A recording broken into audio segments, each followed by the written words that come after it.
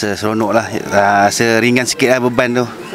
Terima kasih lah pada Econsave. Memang wajar lah dengan zaman sekarang kan, ekonomi pun ni banyak bantulah, kira ringan lah beban. Saya menyokong penuh lah dengan Econsave Prihatin ni, sebab dapat meringankan beban kepada golongan B40 lah. Dan saya harap dapat lagi diteruskanlah program ni dalam masa akan datang. Saya rasa gembira lah dengan program ini, dapat membantu dalam persiapan pembukaan sekolah anak, dan saya harap program ini akan berterusan lah. Dan saya berterima kasih kepada pihak Econsave kerana membantu kami sekeluarga. Moga perniagaan anda akan bertambah jaya.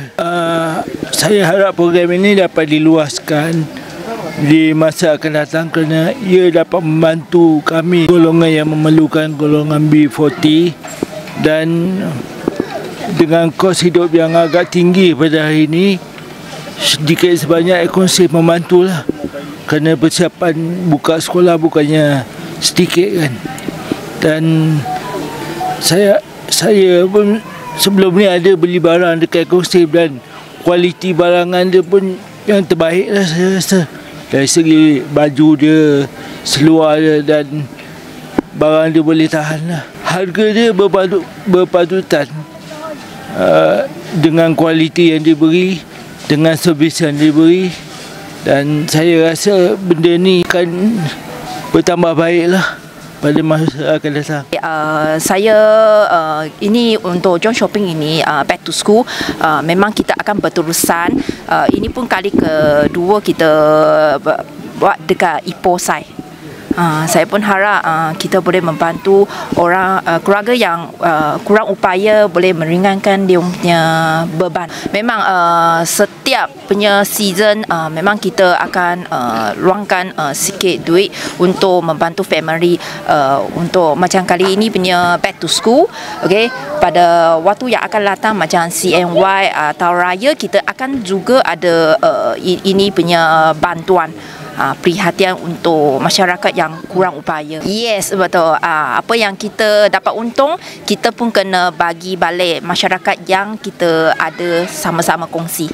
Ya, betul. Ini back to school punya RM100 untuk mereka boleh beli baju uniform, kasut sekolah, bag, okay, stocking, benda yang berkaitan dengan back to school.